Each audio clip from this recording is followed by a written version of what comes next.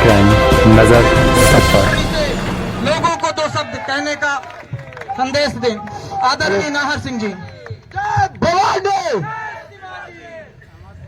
भारत माता की यह आवाज सीधी के हर जनमानस तक पहुंचना चाहिए कि आज सीधी के गांधी चौक पर क्रांति वीरों का हुजूम लगा है। भारत माता की, भारत माता की। मंच पर उपस्थित मेरे सभी सामाजिक संगठनों के पदाधिकारी, मेरे शिवसेना यूपीटी के प्रदेश के, जिले के, संभाग के सभी पदाधिकारी व मेरे आत्मस्वरूप सामने बैठी मीडिया, मेरे युवा साथी व पूज्य मातृशक्ति के चरणों में नमन करता हूं। आज हमें लगभग 1000 किलोमीटर दूर से सीधी का कुछ करना पड़ा। मामला ही कुछ ऐसा है।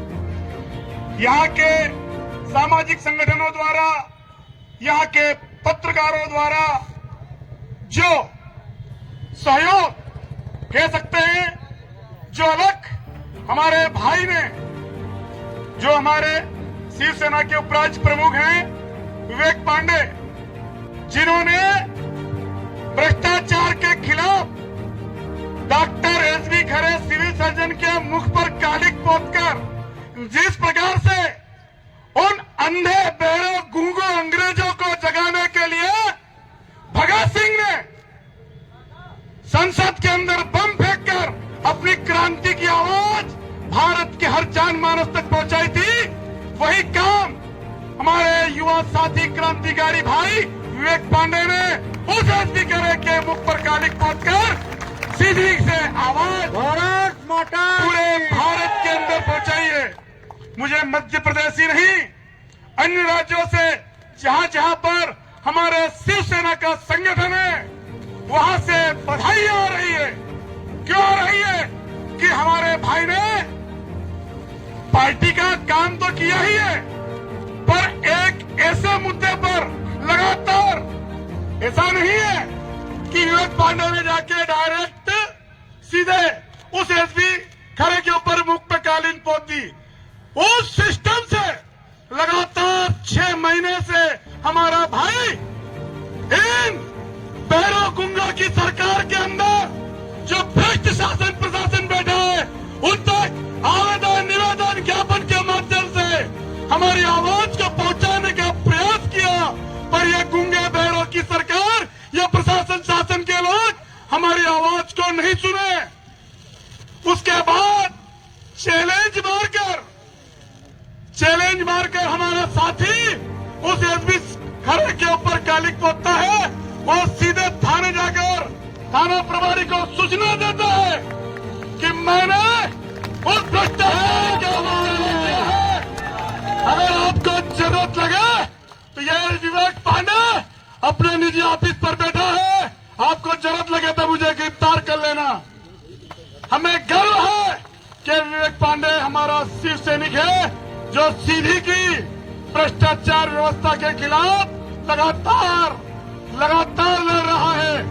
और आज चाहे मैं ये नहीं कहता हूं मैं न्यायपालिका के ऊपर कोई प्रश्न नहीं उठा रहा हूं, पर कानून अंधा है, कानून अंधा है, कानून उस अंधे कानून को जगाने के लिए हमें अपनी आवाज उस कानून के कानों तक पहुंचानी पड़ेगी। इसके लिए हमें सड़कों पर उतरना पड़ेगा, तभी हमारी आवाज उस बड़े कानून के, उस अंधे कानून के कानों तक पहुंचेगी। सिस्टम पूरा भ्रष्टाचार में लिप्त है। क्या यहाँ के उप मुख्यमंत्री के संज्ञान में यह मामला नहीं है? क्या सत्ताधारी दलों के नेताओं के संज्ञान में यह मामला नहीं है? क्या विपक्ष के संज्ञान में यह मामला नहीं है? एक भी शासन और विपक्ष के, सरकार और विपक्ष के नेता का में पीड़ा नहीं होती, मन में पीड़ा इस बात की है कि जो सत्ता का मलाई चाट रहे हैं, कभी भाजपा कभी कांग्रेस, पर इन लोगों को यह भ्रष्टाचार में लिप्त डॉक्टर पूरा अस्पताल प्रबंधन नहीं दिख रहा है। यह सिद्ध भी हो चुका है कि अभी यहाँ पर 2-3 दिन पहले यहाँ के कलेक्टर ने आई है, आगे बोल आई है। यहाँ के कलेक्टर ने अस्पताल प्रबंधन के खिलाफ जांच भी लिखी है। शायद 8 तारीख को कोई एक मृत्यु हो गई है। यह मृत्यु का सिलसिला आज का नहीं है, यह मृत्यु का सिलसिला लगातार कई दिनों से, कई महीनों से, शायद 35 सालों से चल रहा है। जब से ये एसपी खड़े यहाँ पर बैठा है, तब से ही ये अपनी दुकान दबा रहा है और अपना घर बन रहा है। मैं आज इस मंच के माध्यम से इस सिविल सर्जन खरे को और पूरे मध्य प्रदेश के जितने भी ऐसे भ्रष्ट खरे जैसे अधिकारी जो घर से बैठ के अपनी दुकान चला रहे हैं, मैं उनको खरे शब्दों में शिवसेना यूपीटी कार्यपालिका राज्य प्रमुख होने में चेतावनी दे रहा हूं। 1 महीने का समय दे रहा हूं।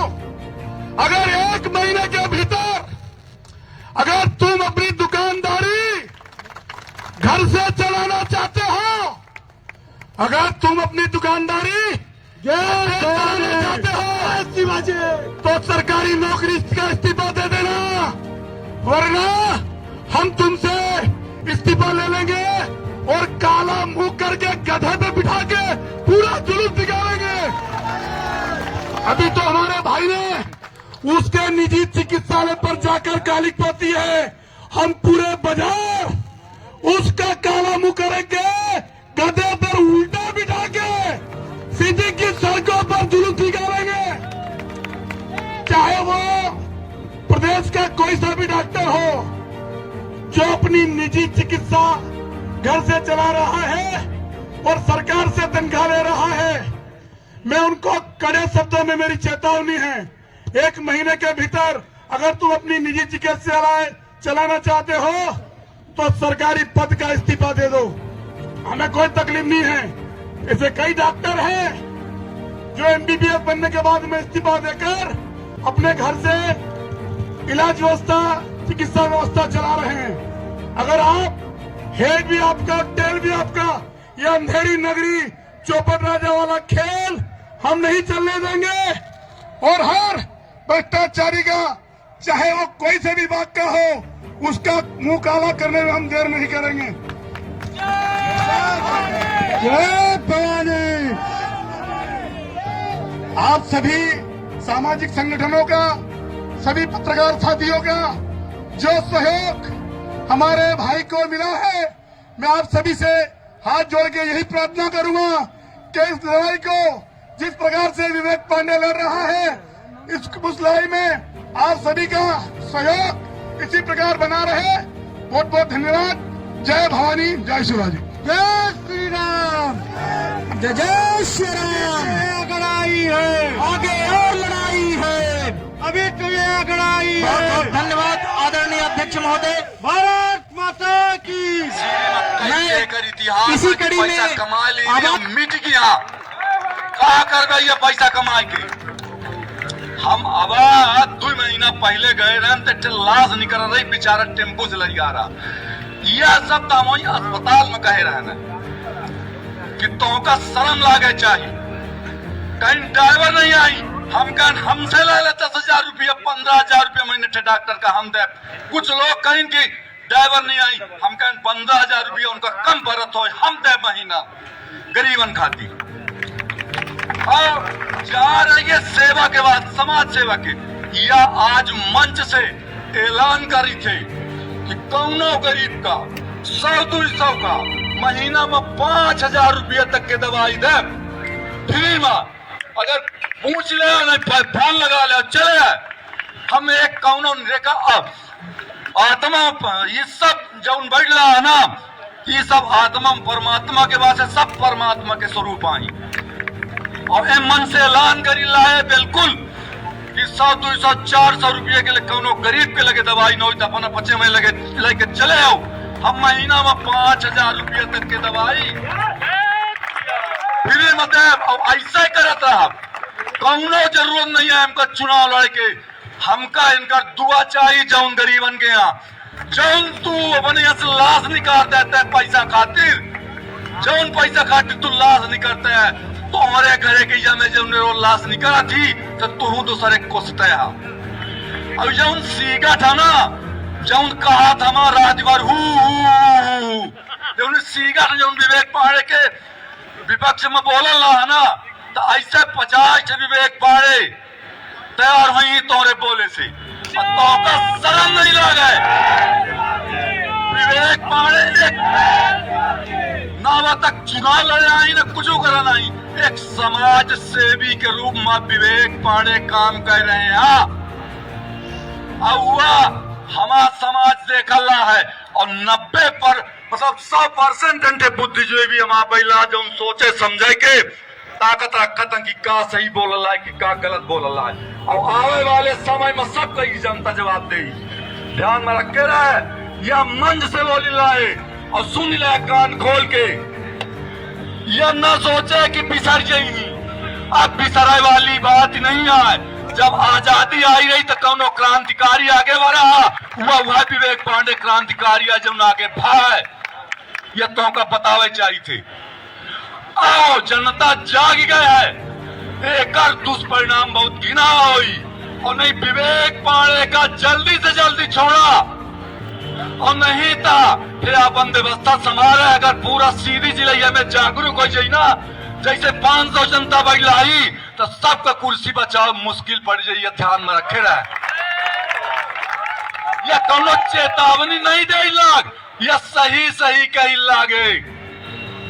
अब ऐसा व्यवस्था में हम तन मन धन से समर्पण, चाहे जौन पार्टी हो जौन समाज सेवा हो, 24 घंटा अगर हम गए के खातिर समाज सेवा खातिर कुर्बानी दे के पड़ी तो ऐसा कुर्बानी 100 बार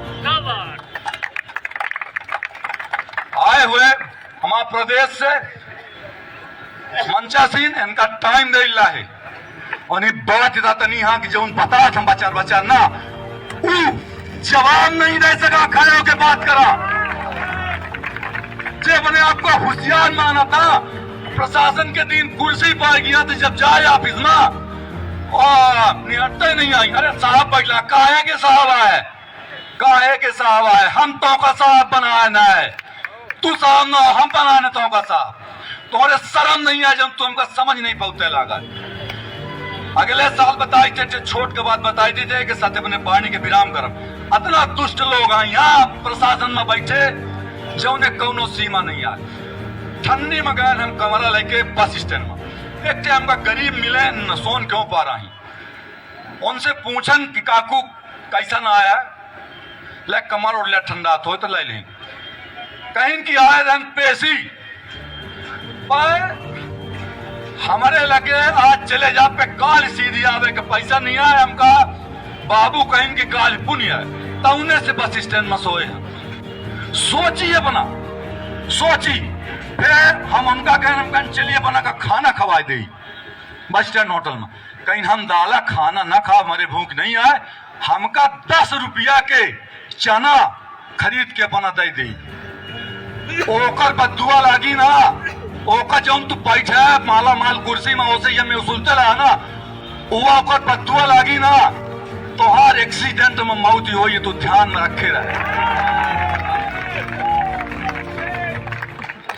इन्हीं शब्दों के साथ अपनी वाणी को विराम देता हूं।